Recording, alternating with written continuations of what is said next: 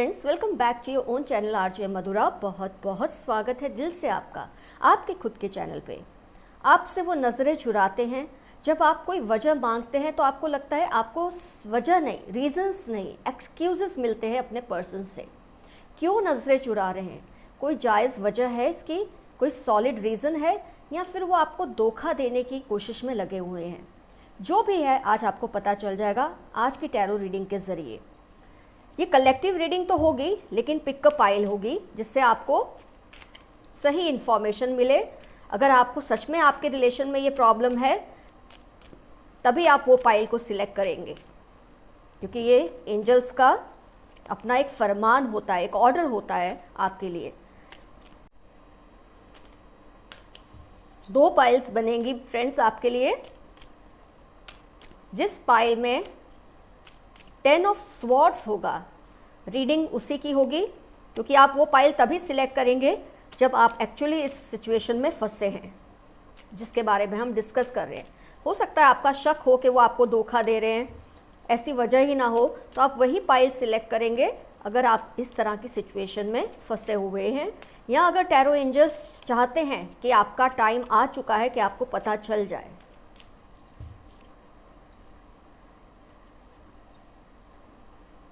Pile 1, pile 2।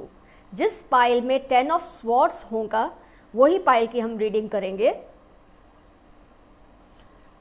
Focus कीजिए, अपने आप से पूछिए कौन सी पाइल में 10 ऑफ स्वॉर्ड्स होने की पॉसिबिलिटी है।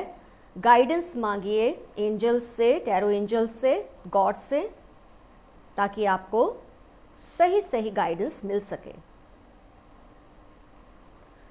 फ्रेंड्स, आपने अपनी पाइल सिलेक्ट कर ली तो पहले हम फर्स्ट पाइल को चेक कर लेते हैं। 10 ऑफ स्वॉर्ड्स हमें चाहिए।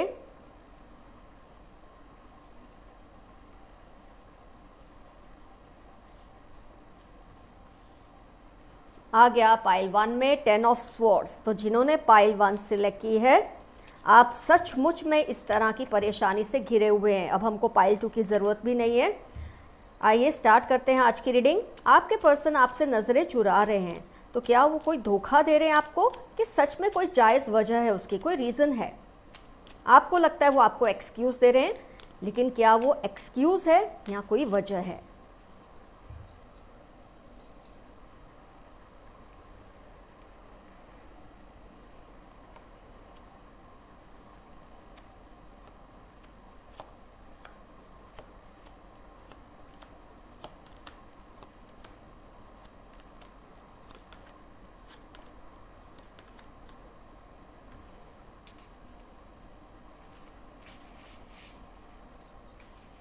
थोड़ा पेशेंस रखिए आप मेरे साथ।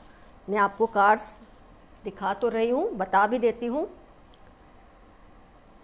5 of pentacles, death, 2 of wands, 2 of pentacles, page of wands, 6 of cups, 9 of cups, 10 of swords जो हमारा मास्टर कार्ड है, 8 of wands, emperor, 5 of cups, 7 of swords.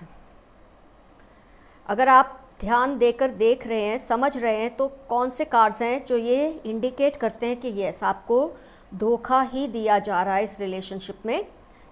End of a cycle, juggling between 2 people,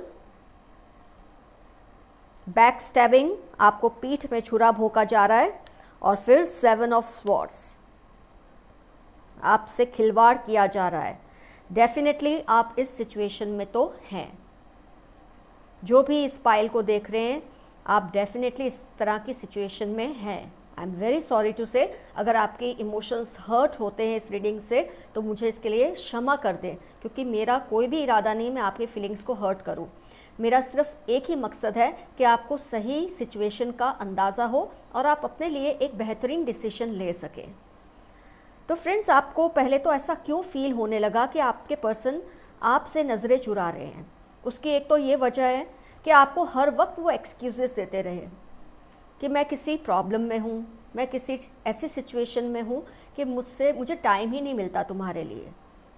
lack of time, बस हर वक्त आपको ये बहाना देते रहते हैं, लेकिन फैक्ट ये है कि वो और किसी तरफ देख रहे हैं, किसी और की तरफ अट्रैक्ट हो रहे हैं। आपकी फीलिंग्स डेफिनेटली हर्ट हो रही है ये सोचकर, सुनकर भी, लेकिन इससे बुरा मानने की कोई बात नहीं है। आपको सही वक्त रहते ये पता चल रहा है कि ये इंसान ऐसा है। आपको अपनी एनर्जी, टाइम इन्वेस्ट करने की क्या ज़रूरत है ऐसे इंसान में? आपको ये गाइडेंस भी तो मिल रही है इसके साथ। क्यों अपने आप को इतना किसी के पीछे गिराना या इतना भागना, जो आपके लिए अब वक्त निकालना भी जिसके लिए मुश्किल है। तो आपको अगर ये लगता है कि वो आपको टाइम नहीं दे रहे, उसकी वजह ही है कि they are looking somewhere else, they are juggling between you and the other person. ये थर्ड पार्टी सिचुएशन में डेफिनेटली आपके पर्सन है, क्योंकि 7 of swords, 10 of swords, 2 of pentacles and death, ये अपने आप में बहुत बड़ा इंडिकेशन दे रहे हैं। आपको, मुझे लगता है आपने ये सेंस किया है, आपने ये देखा भी है अपनी आंखों से कि आपके पर्सन एक पर्टिकुलर पर्सन को, जिससे शायद आप दोनों ही जानते हैं, ऐसा मुझे फील हो रहा है कि उसको जिस तरह की अटेंशन आपके पर्सन आजकल देने लगे हैं, उससे आपके दिल में एक शक आया कि ये अब आपसे मूव ऑन करने की कोशिश कर रहे हैं।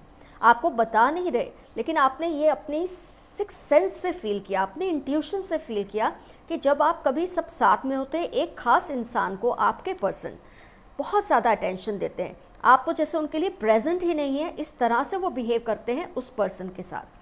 अपनी पूरी अटेंशन, अपना उनकी बातों पे हंसना, उनकी बातों को पसंद करना, आप जैसे वहाँ है ही नहीं, ये वो जानबूझकर नहीं करते, उनसे रहा ही नहीं जाता। और ये सब देखकर आपने कहीं ना कहीं ये बात को जज कर लिया कि आपके पर्सन मूव ऑन कर रहे हैं, आपकी तरफ से आगे बढ़ रहे हैं, आगे किसी और ग्रीनर पैस्चर्स को वो परस्यू करने की कोशिश कर रहे हैं। और आपने सही समझा है, ये पर्सन आप दोनों के शायद कॉमन फ्रेंड होंगे, या इनके कोई चाइल्डहुड फ्रेंड होंगे जो अब आ गए हैं, या कोई एक्स भी हो सकता है कई केसेस में। तो आपके पर्सन टोटली अभी उसके तरफ अटेंशन दे रहे हैं, और आपको ये चीज़ से बहुत तकलीफ़ हुई, लेकिन आपका मन नहीं मान रहा था, आपको नहीं मानना था कि आपके पर्सन आपके साथ ये कर रहे हैं। आपने काफ़ी बार कम्युनिकेट किया उनसे, आपने बहुत डायरेक्टली कन्फ्रंट किया उनसे, आपने पूछा उनको, page of wands and 8 of wands, आपने क्लियरली उनसे पूछा, लेकिन उन्होंने कभी आपको सेटिस्फैक्टरी जवाब नहीं दिया। आप जब भी उनको फ़ोन करते हैं या मैसेज करते हैं, तुरंत वो रिवर्ट नहीं करते जैसे पहले करते थे। जानबूझकर लेट जवाब देना और हाँ या ना में ही ज़्यादातर जवाब देना, और यहाँ आपके कुछ भी पूछने पर काउंटर क्वेश्चन करना। आप सवाल पूछते हैं, तुमने मेरा फ़ोन क्यों नहीं अटेंड किया, तो वो ये नहीं कहेंगे ये वजह थी, वो बोलेंगे इससे तुम्हें क्या। इस तरह से वो आपको काउंटर क्वेश्चन करते हैं। इससे भी आपका गुस्सा बढ़ा, जायज़ है, आपको हर्ट हुआ, वो भी जायज़ है। आपको लग रहा था कि आपसे धोखा किया जा रहा है, आपको बैक स्टैबिंग किया जा रहा है, लेकिन आपका मन मान ही नहीं रहा था। बहुत सारे सिचुएशन में, जैसे कि मैंने आपको कहा, जब भी आपने ये सेंस किया कि इस एक खास, कई केसेस में, मैं ये नहीं कह रही हूँ हर केस में, कई केसेस में अभी तक शायद आपको पता ही नहीं कि वो पर्सन कौन है, लेकिन वो आपको धोखा दे रहे हैं, ये बात तो क्लियर है। कई केसेस में, जैसे कि मैंने कहा, आपको पता है कि ये पर्टिकुलर पर्सन है जिससे आपके पर्सन इस वक्त अट्रैक्टेड हैं, लेकिन आपके सामने वो खुलकर एक्सेप्ट करते ही नहीं। आपको कोई ना कोई बहाना बना देते हैं कि ये तो मेरे चाइल्डहुड का फ्रेंड है, या मेरी फ्रेंड है, कुछ भी, ये हम लोग रिलेटिव्स हैं इसलिए ऐसा है, कुछ भी इस तरह की बातें जो आपको कन्विंस नहीं करती हैं, आपको बिल्कुल कन्विंस नहीं करती है। बहुत स्ट्रिक्टली आपने कन्फ्रंट किया है उनको, आपने स्टैंड लिया है अपने लिए, उनको सवाल किए, लेकिन उन्होंने आपको कोई भी सेटिस्फैक्टरी आंसर नहीं दिया।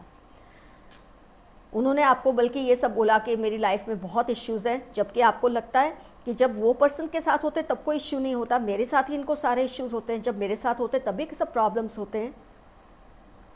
और एक और चीज़ मुझे ये कार्ड से लगती है कि आपको बूटी कॉल्स बहुत देते हैं।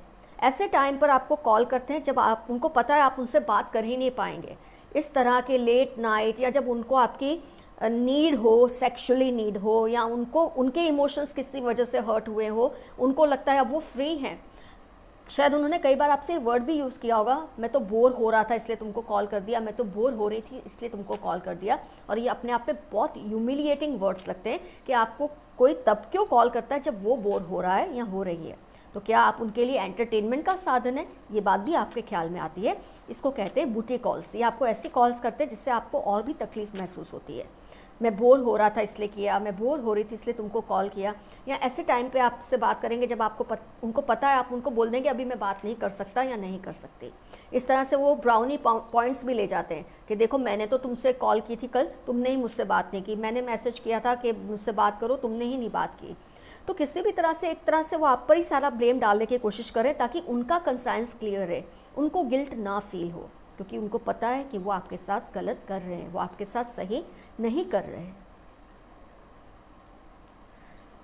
तो पूरा सिनेरियो आपके सामने क्लियर है कि आपको तरह तरह के एक्सक्यूज़ देते हैं, जगलिंग कर रहे हैं, आपको ये चीज़ की इंट्यूशन आ चुकी है। और कई केसेस में जैसे मैंने बताया आपने क्लियरली ये चीज़ को देखा है, फील किया है, आपने उस हर्ट को, इस आपको जो इग्नोर कर रहे हैं सबके बीच में, आपने ये चीज़ को फेस किया है। कई केसेस में आपको ये बोला जाता है कि वो मेरे बचपन का फ्रेंड है या बचपन की फ्रेंड है, या कुछ भी ऐसी बातें जो आपको पता है वही आता है। ये कोई एक्सक्यूज़ है, ये कोई वजह नहीं है। अगर बचपन के फ्रेंड से तुम इतना फ्रेंडली हो सकते हो तो अपने खुद के पर्सन से, लवर से क्यों नहीं हो सकते? आपको इस बात का पूरा अंदाज़ा है कि आपसे बैक स्टैबिंग हो रही है, आपसे धोखा हो रहा है। सेटिस्फैक्टरी आंसर्स आपको नहीं देते, आपको हर वक्त कंफ्यूज रखते हैं, इनसिक्योर रखते हैं आपके पर्सन। आइए कुछ क्लैरिफिकेशन कार्ड्स लेते हैं।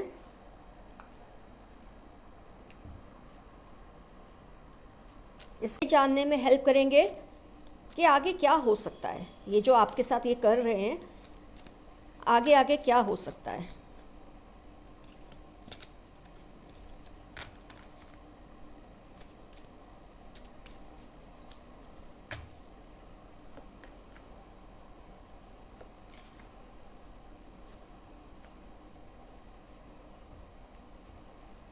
Morality, the lovers, suppression. Analyse करते हैं इस सिचुएशन को।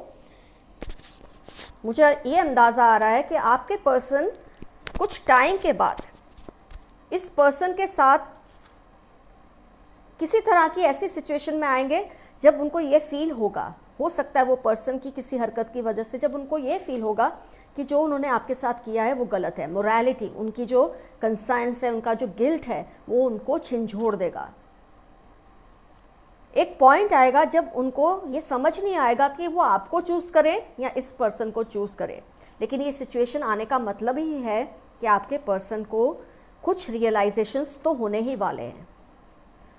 बहुत ज़्यादा उनका मन कुंठित होगा, हर्ट होगा, पेन में होगा, वो खुद भी तड़पेंगे। एक ऐसी सिचुएशन आने वाली है 6 वीक्स से लेकर 6 मंथ्स के अंदर कि जब आपके पर्सन का ये जो सेंस है ना, एक गिल्ट का, वो बहुत ज़्यादा उनको हैरेस करेगा, परेशान करेगा। उनको ये चीज़ का एहसास होगा कि जो वो कर रहे हैं शायद वो सही नहीं है। 6 वीक्स से लेकर 6 मंथ्स तक। और एक पॉइंट आएगा जब वो चूज़ करने की कोशिश करेंगे, उनके माइंड में ये बात चलेगी कि आपकी तरफ बढ़े या उनका कदम इस पर्सन की तरफ बढ़े। और ये ख्याल उनको बहुत ज़्यादा परेशान करने वाला है, सप्रेस करने वाला है।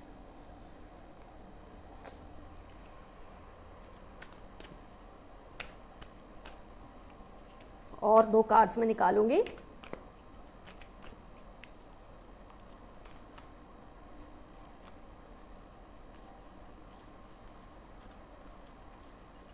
Goddess of the moon, door to personal healing and happiness. Severe depression में आपके पर्सन जाने वाले हैं। सप्रेशन के बाद डिप्रेशन आता ही है, और वो एक ऐसा डिसीजन लेंगे जिससे वो हील होंगे, जिससे उनको खुशियाँ मिलेंगी।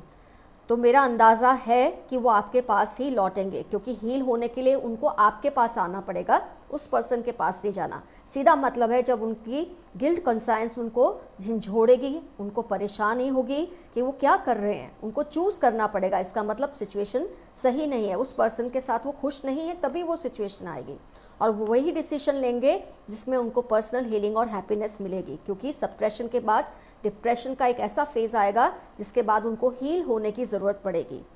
तो डेफिनेटली वो आपकी तरफ कदम बढ़ाएंगे। लेकिन मेरी आपसे एक रिक्वेस्ट है फ्रेंड्स, एक आप स्वाभिमानी इंसान हैं, ये मैं जानती हूँ।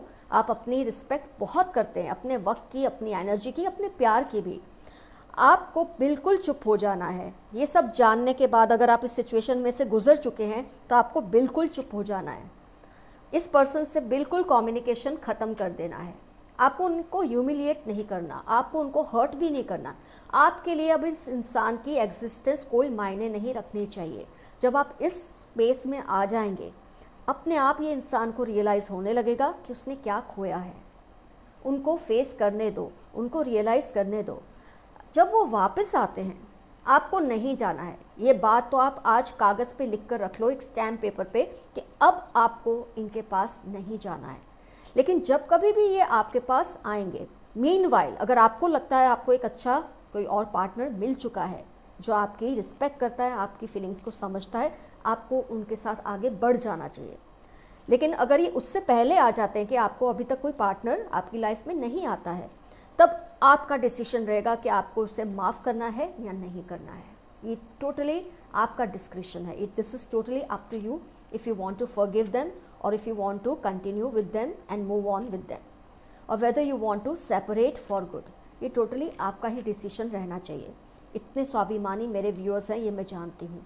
अपनी रिस्पेक्ट कीजिए, अपने प्यार की कदर कीजिए। कोई और नहीं करता तो हम ऐसे क्यों बने कि खुद अपने प्यार की कदर ना करें। आपका प्यार कोई फालतू नहीं है कि आप किसी पे भी लुटाते रहें जिसको उसकी कदर नहीं है। उनको ये डेफिनेटली रियलाइज़ होगा। और जैसे कि मैंने आपको बताया, मीनवाइल अगर आपकी लाइफ में कोई अच्छा पर्सन आता है तो डेफिनेटली आपको एक चांस लेना चाहिए, इस इंसान से मुंह मोड़ लेना चाहिए।